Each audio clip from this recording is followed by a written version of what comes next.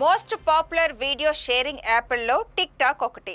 Chinese internet technology company ByteDance టిక్ టాక్ను develop చేసింది.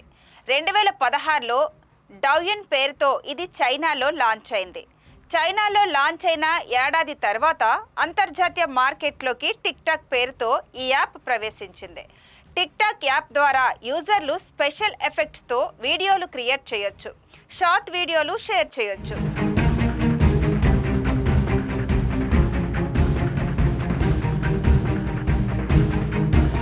ముఖ్యంగా భారత్లో టిక్ టాక్ యాప్ చాలా పాపులర్. మార్కెట్లోకి ప్రవేశించిన కొద్ది కాలంలోనే ఎక్కువ మంది యూజర్లను అట్రాక్ట్ చేసింది. సెన్సర్ టవర్ అనే యాప్ విశ్లేషణ సంస్థ లెక్కల ప్రకారం భారత్లో ఫిబ్రవరి 2019లో 24 కోట్ల టిక్ టాక్ యాప్ డౌన్లోడ్ అయింది.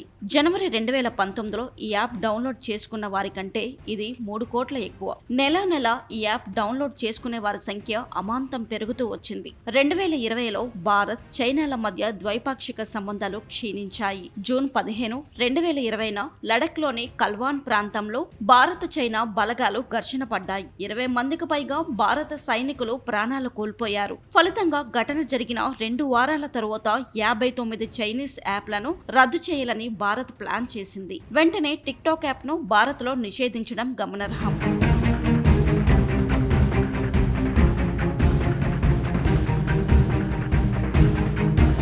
భారత్లో టిక్ టాక్ బ్యాన్ చేయడానికి ప్రధాన కారణాల్లో ఒకటి, చైనా ప్రభుత్వం అక్కడ చట్టాల ప్రకారం వినియోగదారుల డేటాను ఇవ్వాలని టిక్ టాక్ మాతృ సంస్థ బైటీ డాన్స్ను బలవంతం చేసే అవకాశాలు ఎక్కువగా ఉండటం. అలా కాని జరిగితే భారత్లో ఆ యాప్ వాడేవారి డేటాను సులభంగా చైనా పొందగలదు. అందుకని భారత్ ప్రభుత్వం చైనాతో సంబంధం ఉన్న అన్ని యాప్స్ను ప్లేస్టోర్ నుండి తొలగించింది.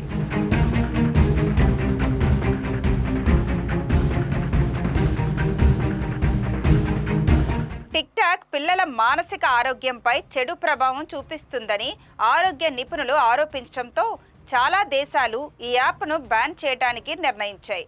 అందులో మన భారత్ కూడా ఒకటి.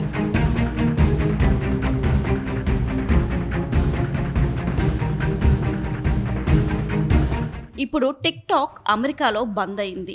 అమెరికా సుప్రీంకోర్టు ఆదేశాలతో యాప్ సేవల్ని నిలిపివేస్తుంది. ఈ విషయాన్ని కంపెనీ యాజమాన్యం నేరుగా యూజర్లకు తెలిపింది. అమెరికాలో టిక్ టాక్ ను బ్యాన్ చేసేందుకు తీసుకొచ్చిన చట్టం 2025 జనవరి 19 నుంచి అమల్లోకి వచ్చింది. అమెరికాలో 17 కోట్ల మంది టిక్ టాక్ ని ఉపయోగిస్తున్నారు. ఫెడరల్ బ్యాన్ అమలు కారణంగా ఈ నిర్ణయం తీసుకున్నారు. అయితే అమెరికాలో టిక్ టాక్ ను కొనసాగించాలనుకుంటున్నట్లు అధ్యక్షుడు డొనాల్డ్ ట్రంప్ తెలపడం ఆ సంస్థకు కొత్త ఆశలు పుట్టుకొచ్చాయి.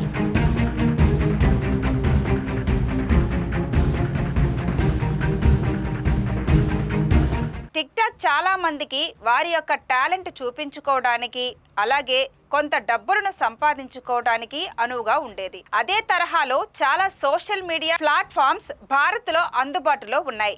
కాబట్టి చాలా మందికి టిక్ టాక్ బ్యాన్ చేశారనే నిరాశ లేకపోవటం, భారత్లో ఎలాంటి విమర్శలు లేకపోవడానికి ప్రధాన కారణం.